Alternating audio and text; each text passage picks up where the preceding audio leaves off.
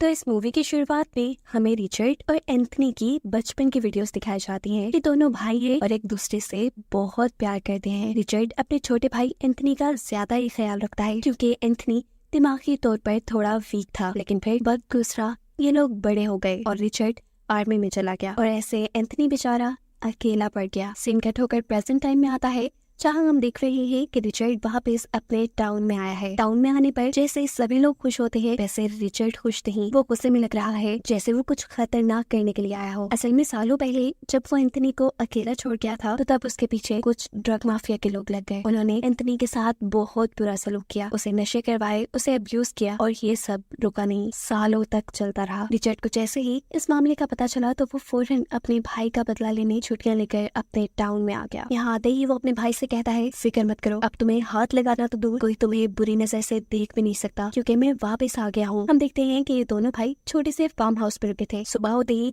वो अपने भाई की मुजरिमों की तलाश में एक कैफे में चला जाता है जो कैफे ड्रग माफिया के लीडर का था। कैफे में उसे नजर आता है हार्पी नाम का एक आदमी जो ड्रग सप्लाई का काम करता है। रिचर्ड काफी देर तक जब उसे घूरता रहा तो इस आदमी ने भी रिचर्ड से पूछ लिया, ओए क्या बात है। उसके इतना कहते ही रिचर्ड भी यहाँ गुस्से से चिल्ला जाता है और उसके गुस्से से डरते हुए ये आदमी यहाँ से जा चुका था। ऊपर जाकर वो ड्रग माफिया से ड्रग लेता है और अपने घर के लिए निकल ही रहा होता है कि उसके सामने दोबारा रिचर्ड आ चुका था। रिचर्ड को देखते ही उसकी सांसें फूल जाती हैं। वो डर रहा था पर रिचर्ड उससे हाथ मिलाता है और कहता है, मुझे माफ कर दो, मुझे चिल्लाना नहीं चाहिए था तुम पर। वो आदमी कहता है, कोई बात नहीं। ये कहते ही वो यहाँ रुका नहीं था, यहाँ से भाग चुका था क्योंकि वो जानता था कि रिचर्ड एंथनी का भाई है। यही बात वो जाकर अपने दोस्तों को भी बताता है कि रिचर्ड यानी एंथनी का भाई वापस आ चुका है।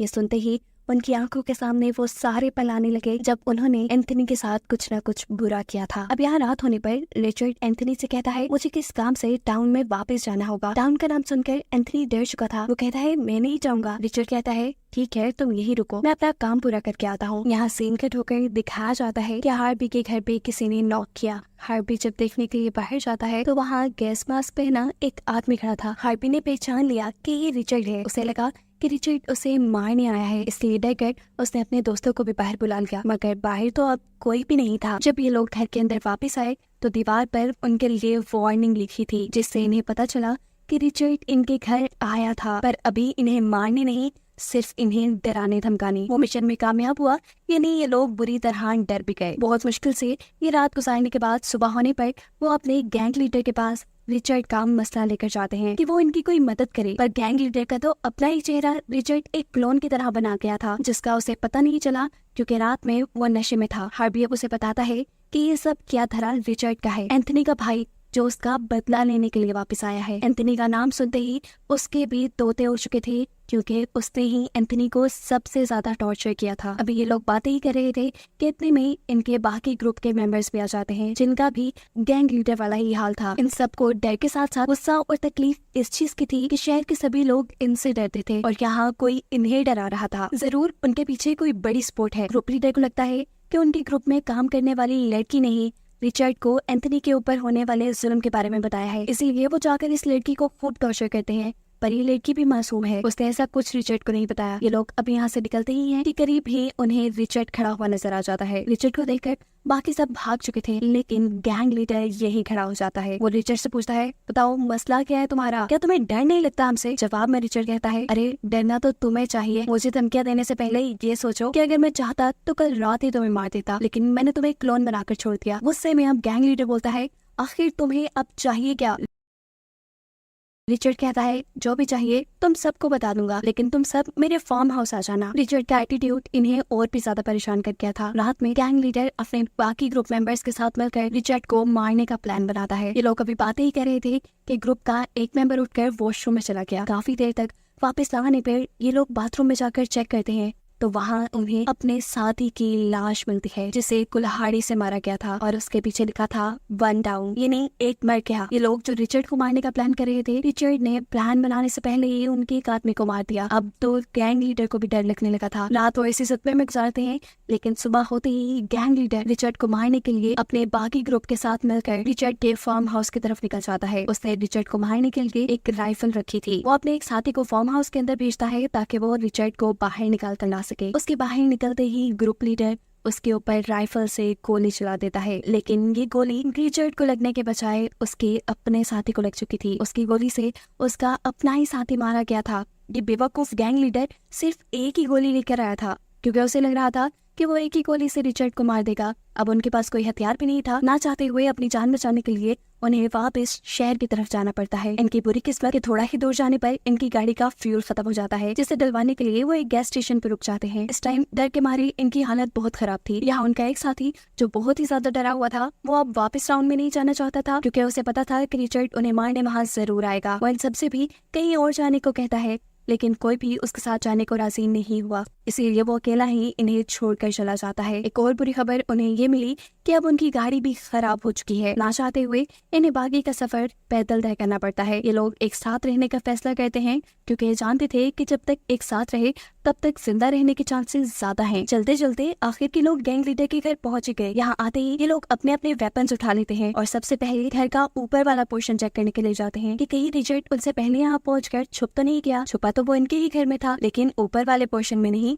अभी किचन में। वो यहाँ पर इनकी केतली में इनके ही ड्रग्स डाल देता है। ये लोग उसी केतली में चाय बनाकर पी लेते हैं, जिसके बाद इन सब की हालत बहुत ज्यादा बिगड़ जाती है। ड्रग की डोज बहुत ज्यादा थी, जिससे ये होश खोने लगे थे। ऐसे तड़प रहे थे ये लोग जैसे बिना पानी की मछली। इस टाइम रिचर्ड उन्हें अपने भाई के दर्द का एहसास दिलाने के लिए थोड़ा सा टॉर्चर करता है और फिर गैंग लीडर को एक दूसरे रूम में ले जाकर उसके सर के ऊपर एक शॉपर बांध के उसके सर पे गोली चलाकर उसे मार देता है। जिसके बाद अब वो जाता है हार्बी के पास। वो हार्बी को मारता नहीं, उसे कहता है तुम थोड़े बेहतर लगते हो इन सब में, इसलिए मैं तुम्हारा इन जितना बुरा हाल नहीं करूंगा, लेकिन हाँ, इसके लिए तुम्हें मेरा भी साथ देना पड़ेगा। ये कहते ही रिचर्ड सूटकेस खोलता है, जिसके अंदर इनके उस साथी की लाश को तोड़ मोड़ के रखा गया था, जो सुबह में इन्हें छोड़कर टाउन की दूसरी तरफ भागा था। हार्बी ये देखकर और भी ज्यादा डर जाता है और रिचर्ड की मदद को मान जाता है। रिचर्ड को इनके ग्रुप के एक और मेंबर का पता चलाना था, जिसका नाम है मार्क। हार्बी रिचर्ड को उसका पता दे देता है, जिसकी पता चलते ही रिचर्ड हार्बी को गले लगाता है। उसने गले यहाँ दोस्ती के लिए नहीं लगाया, बल्कि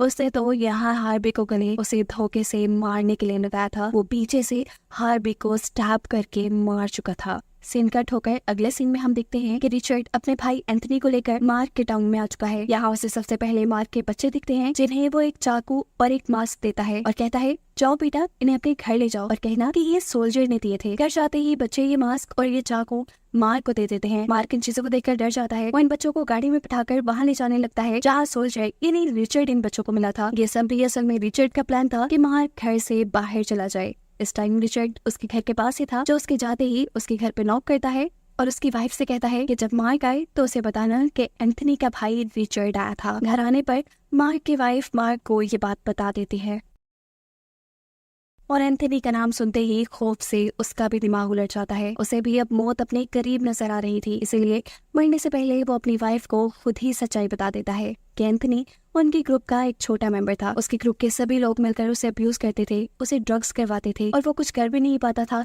क्योंकि वो थोड़ा सा पागल था। मार्क अपनी वाइफ से कहता है मेरा यकीन मानो, मैंने कभी उसके साथ ऐसा नहीं किया, कभी उसके साथ बुरा सलूक नहीं किया, लेकिन हाँ, मेरी गलती सिर्फ इतनी है कि मैंने बुरा होने से रोका भी नहीं और मेरे ऐसा करने से ये बुराई इतनी बढ़ गई कि एक दिन ग्रुप वालों ने उसे बहुत ओवरडोज कर दिया। फिर अपनी हवस निकालने के लिए उसे बहुत मारा, फिर भी उनका दिल नहीं भरा। तब उसकी गले में फांसी का फंदा डालकर बार बार ऐसे एक्ट करवाया जैसे वो फांसी पर लटक रहा हो। उस टाइम एंथनी चिल्ला चिल्लाकर अपने भाई को बुला रहा था, लेकिन इन सब लोगों ने उसे ये कहकर चुप करा दिया कि अगर तुम ज्यादा चिल्लाओगे तो तुम्हारे भाई को गोली लग जाएगी, वो मर जाएगा। इस सब से भी जब उनका दिल नहीं भरा तो वो उसे एक खतरनाक अंधेरे से भरे कमरे में बंद कर गए, जहाँ एंथनी ने अपने आप को सच में फांसी लगाकर मार दिया। यानी यहाँ कहानी में बहुत बड़ा ट्विस्ट है। जिस एंथनी को हम रिचर्ड के साथ साथ देख रहे हैं, पता चला है कि वो एंथनी तो काफी सालों पहले मारा जा चुका है। रिचर्ड के साथ जो एंथनी हमें नजर आ रहा है वो तो सिर्फ रिचर्ड की इमेजिनेशन है। रिचर्ड को इस चीज का रिग्रेट था कि वो अपने भाई को छोड़ गया और उसके छोड़ जाने की वजह से उसके भाई की मौत हो गई, इसीलिए वो इन सारी चीजों का बदला लेने के लिए यहाँ वापस आया था। रिचर्ड जब अपने भाई एंथनी के फ्यूनरल पे आया था, एक फौजी होने के नाते उसने तभी भाप लिया था कि ये कोई सुसाइड नहीं है, और तभी से वो अपने भाई की मौत के पीछे सच्चाई जानने में लगा था। गुजरते वक्त के साथ साथ उसे ये मालूम हुआ कि ये पूरा ग्रुप ही उसके भाई की मौत का जिम्मेदार था, इसीलिए वो इन सब को मारना चाहता था। अब हम देखते हैं कि रिचर्ड मार्क को लेकर उसी अंधेरे कमरे में आ जाता है जहाँ पर एंथनी ने सुसाइड किया था। वो गुस्से से मार्क से पूछता है बताओ उस दिन जब मेरा भाई मरा तो वहाँ क्या क्या हुआ था। मार्क वो सारी स्टोरी सुना देता है जो अभी उसने अपनी वाइफ को सुनाई थी। वो रिचर्ड से माफी मांगते हुए कहता है, मैंने एंथनी के साथ कुछ बुरा नहीं किया। हाँ, मेरी गलती इतनी थी कि मैंने बुराई को रोका भी नहीं। जवाब में मार्क उसे कहता है कि मैंने सबकी गलतियों के बदले तो ले लिए, लेकिन अब मेरी गलती का हिसाब कौन करेगा। वो यहाँ रोते हुए मार्क को बताता है कि मैं भी अपने भाई एंथनी को बिल्कुल पसंद नहीं करता था, मुझे भी वो बोझ लगता था, इसीलिए मैं उसे छोड़कर चला गया। यही गिल्ट आज तक मुझे सता रहा है। मैंने भी उसके साथ कुछ अच्छा नहीं किया और इस चीज का बदला मुझे भी मिलना चाहिए, तो मुझे मार दो। मार्क उसे यहाँ मारना नहीं चाहता था, लेकिन रिचर्ड के बार बार फोर्स करने पर मार्क उसे पेट में स्टैब करके मार देता है। मार्क की जान बच गई क्योंकि उसने कुछ बुरा नहीं किया। वो अब घर वापस जाने लगा था और उसको दिखाते हुए ये कहानी यहाँ खत्म हो जाती है।